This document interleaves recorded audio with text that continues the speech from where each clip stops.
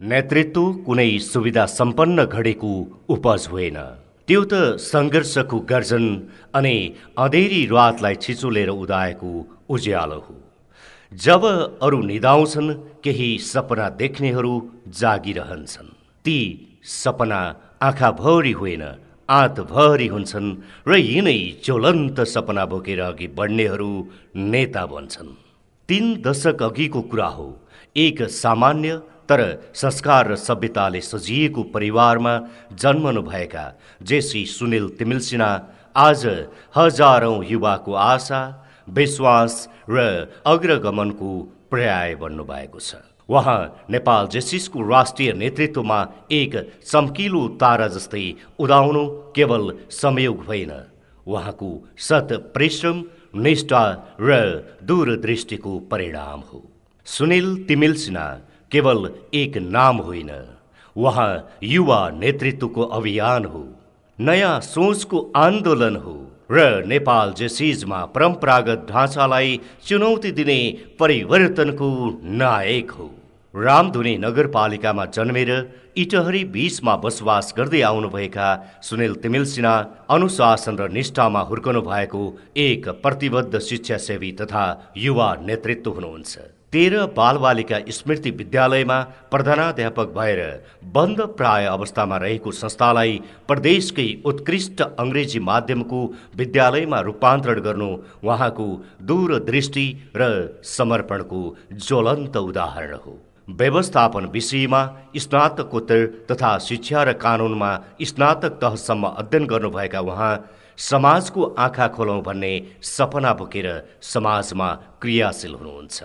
खरानी मुनिको सानो आगोले जसरी झोसिएको अगुल्टोलाई जलाएर अघिनोमा आगो सल्काउँछ, भोकाएका पेटहरू पुलकित हुन्छन् खानेकुरा बन्ने आशाले।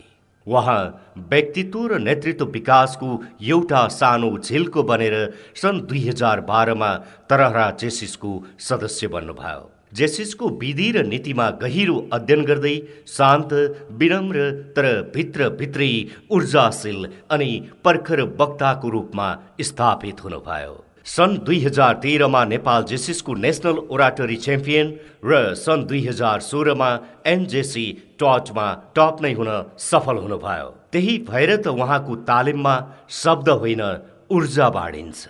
4वटै एरियाका शाखा र हजारौं युवामा अनेकौं विषयमा प्रशिक्षणको बिउ रोप्दै मास्टर ट्रेनर मात्र होइन, माइन्ड सेपर बन्नुभएको छ। सन् 2020मा तरहरा जेसिस अध्यक्षबाट सुरु भएको उहाँको यात्रा सन् 2021मा राष्ट्रिय उपाध्यक्ष हुँदै उत्कृष्ट प्रशिक्षक, सन् 2022मा राष्ट्रिय कार्यकारिणी उपाध्यक्ष, सन् 2023मा राष्ट्रिय तालिम आयुक्त र सन् 2025मा राष्ट्रिय कानुनी सल्लाहकारको जिम्मेवारीसम्म पुगेको छ। कम्बोडिया, सिङ्गापुर, भुटान र भारतमा समेत जेसिस अभियानमा छाप छोड्न सफल उहाँ नेतृत्वको कुरा गर्नुहुन्न, नेतृत्वलाई जिउनुहुन्छ। आज उहाँ तपाईँ हाम्रो साथ लिएर नेपाल जेसिस वर्ष 2026को लागि नेतृत्वमा पुग्ने अभिलाषाका साथ महत्त्वपूर्ण यात्रामा निस्कँदै हुनुहुन्छ। यो यात्रा पदका लागि होइन, देशका युवाहरूको भविष्यको लागि हो। एउटा बिउ रोप्दा रुख उम्रिन्छ, एउटा नेता हुर्कदा पुरै पुस्ता उज्यालो हुन्छ। अब यो उज्यालोलाई निरन्तरता दिने र सशक्त नेतृत्वलाई साथ दिने जिम्मेवारी तपाईँ हाम्रो काँधमा आइपुगेको छ। किनकि उहाँ पद खोज्दै हुनुहुन्न, उहाँ एउटा उद्देश्यको उत्तर दिँदै हुनुहुन्छ। वर्ष 2026का लागि उहाँको थिम रहेको छ rise today for a better future. यसबाट नै हामीले धेरै प्रश्नहरूको जवाब प्राप्त गर्न सक्नेछौँ। अत तरहरा जेसिस सगौरव प्रस्तुत गर्दछ नेपाल जेसिस वर्ष 2026को लागि राष्ट्रिय अध्यक्ष पदका उम्मेदवार जेसी सुनिल तिमिल्सिना। नमस्कार, म जेसी सुमन दाल, तरहरा जेसिस वर्ष 2025को शाखा अध्यक्ष। नेपाल जेसिसको आयोजना तथा थानकोट जेसिसको आतिथ्यमा हुन गइरहेको क्षेत्र ग सम्मेलनको सफलताको शुभकामना व्यक्त गर्न चाहन्छु।